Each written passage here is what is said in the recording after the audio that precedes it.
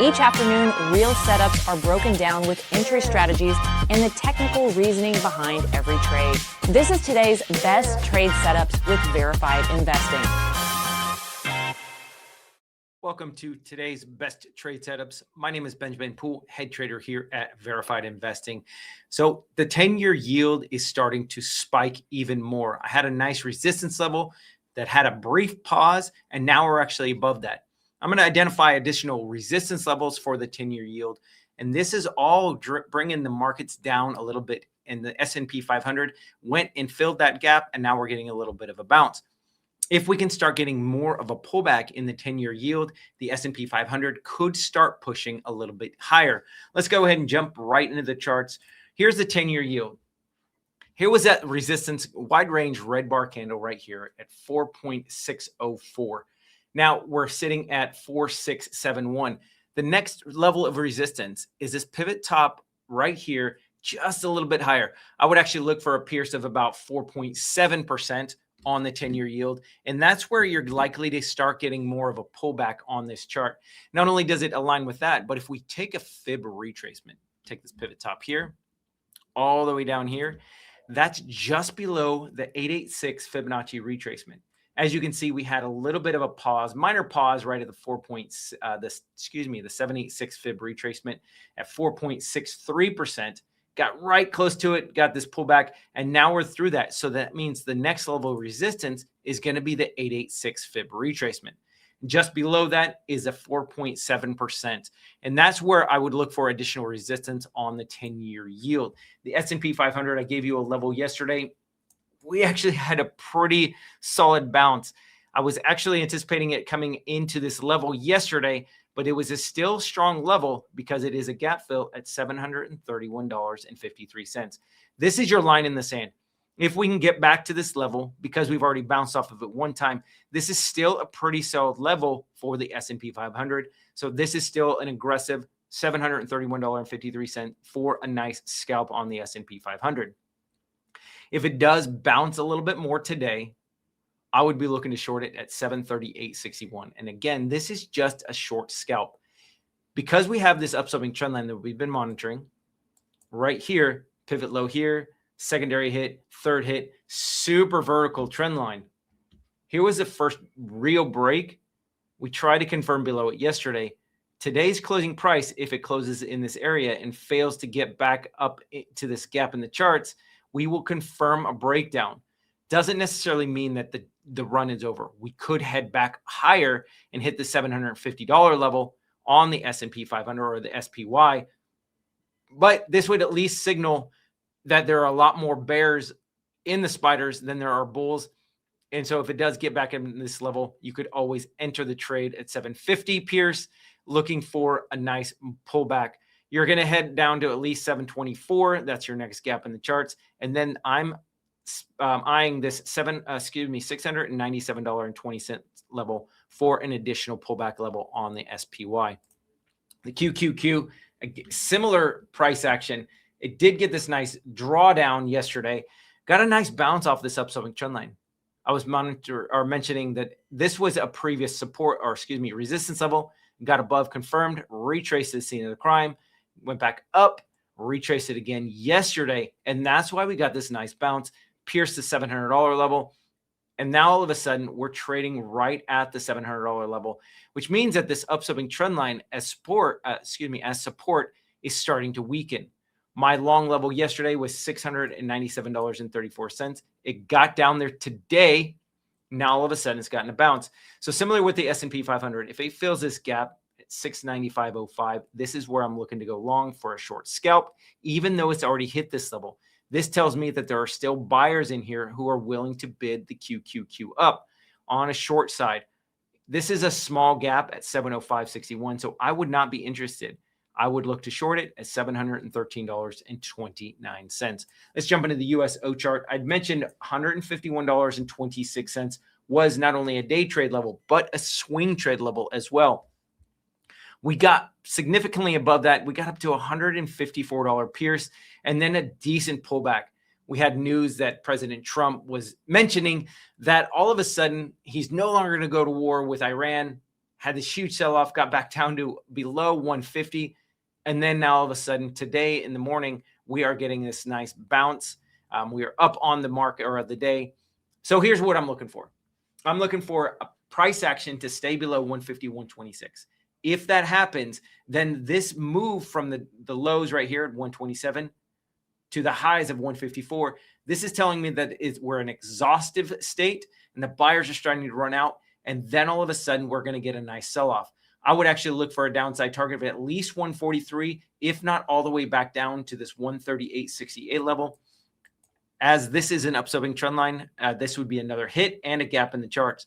So I've got this pivot low here, secondary hit, and I know it's through this, but because of this candle, it gave us a little bit more information, which is why I would take profits right here, about $138.38, gap in the charts and this upswing trend line.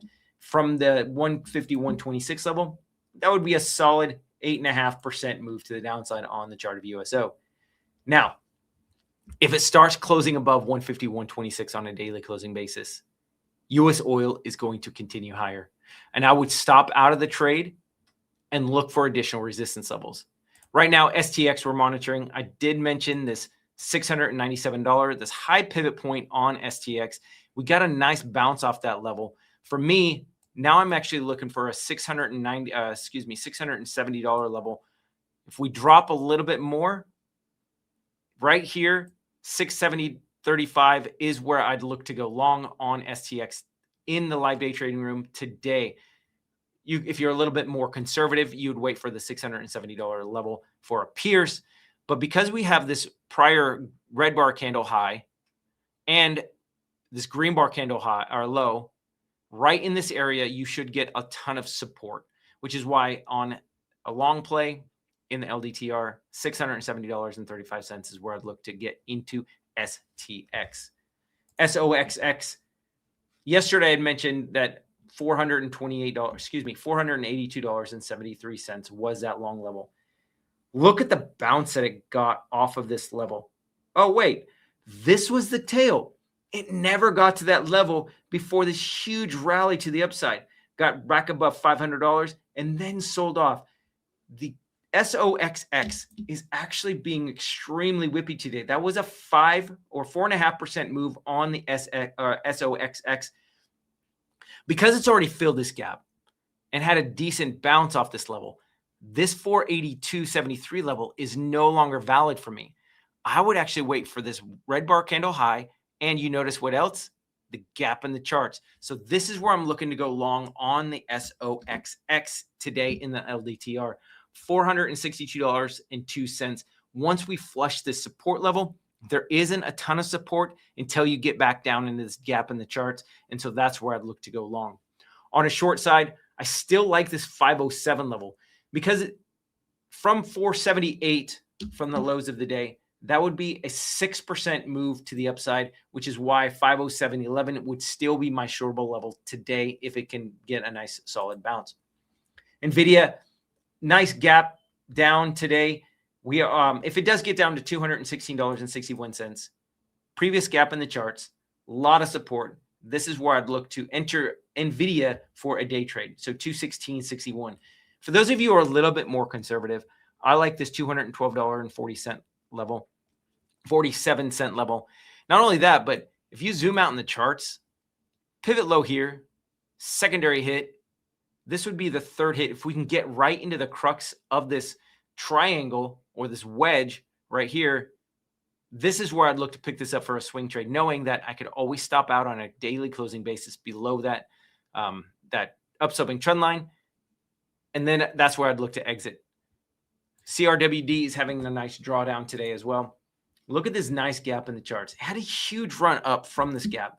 So that was a 50% move. Now all of a sudden, in just a few days, we're down 33%. If it can get to this long level at $92, whole round number, this is where I'm looking to go long on CRWD. Great gap in the charts. That's for my aggressive traders. A little bit more conservative, you would wait for $87.67. You have this pivot top right here.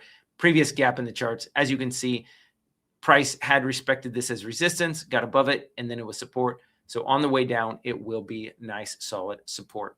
OKLO already filled this gap. Look at the beautiful gap on the charts right here at $53.94. Because that gap is already played out, what I'm looking at, secondary gap in the charts or previous gap in the charts, all this price consolidation, resistance, resistance, resistance, tried to break above, got rejected. Then we got above it and confirmed. So this is a confirmation breakout. $50.18 is that retrace to the breakout level. So this is where I'd look to go long on OKLO now that we've already filled the gap at $53.94. If you're a little bit more aggressive, you could still look to play this level because of the 33% sell-off in just a few days. Well, 8-9 trading days on OKLO. 53.94 is still an aggressive level, but for me, I'm looking for $50.18. IREN is having another sell-off today as well. Look at the move. You have this gap in the charts at $45.66. From this gap, you went up 44%. And so now if we get back into that gap in the charts, we're down 30% on the chart of IREN. So I still like 45.66 for the day trade, knowing I've got additional resistance at $44.24. So if you're a little bit more conservative, you have this prior gap in the charts, pivot top here, price consolidation before it finally decided to skip over that, came back in, but it still tells me that there's a ton of support or price action in this area. So there's a lot of people eyeing IREN. So $44.24 is that a little bit less aggressive.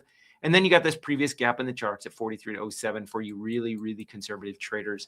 And that's where you could look to enter it. If you like to dollar cost average, you can start at 45.66, add at 44.24.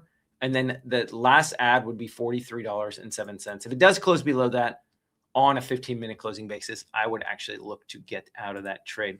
So a couple of things we're looking for. We're actually looking for what the price action of oil does, because if oil starts to sell off a little bit more, the 10-year yield can start to come in a little bit more. We're going to have a nice float up in the S&P 500 and the QQQ. But with oil staying strong and the 10-year yield staying strong and the inflation numbers staying as strong as they are, we should have a continued sell-off in the S&P 500 coming pretty soon. It's actually overdue. The markets just haven't caught up with this inflation data. So that's what I have for you guys. Thank you so much for watching. If you guys are getting something out of this, please make sure you're liking, you're following, subscribing, and sharing with those friends so that way they can get the same market information. And I know I don't always comment back. However, I do read all the comments and they're greatly appreciated. And thanks for all the support. You guys are awesome. And we'll see you guys next time in the charts. You guys have a great rest of your day. Take care.